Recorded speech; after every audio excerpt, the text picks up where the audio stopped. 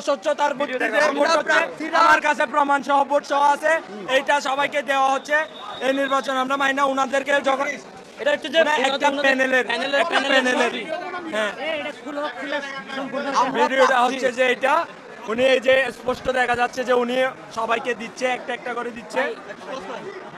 এই জিনিসটা হচ্ছে তিনি এখন আমাদের সামনে বেরোচ্ছে, এই গেট দিয়ে বেরোচ্ছে এখন। আমরা আমাদের অভিযোগ রয়েছে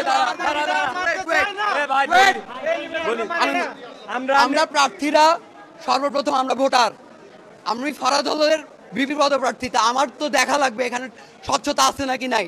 সকালবেলা আমরা যাই ভোটার হিসাবে লাইনেই দাঁড়ায় থাকি এবং আমরা আমাদের প্রার্থীরা ঢুকতেছে দেখি।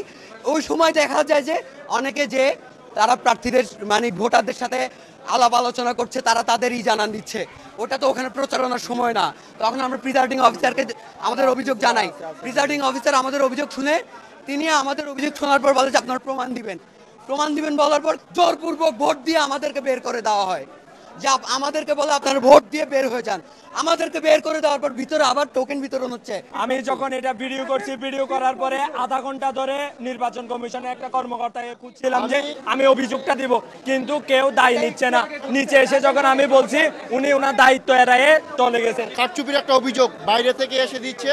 এটা সর্বপ্রথম আমি যেটা দেখলাম যে সকাল থেকে আপনাদের আচরণবিধির কোনো বালাই নাই, যে যার মতো করে দিচ্ছে।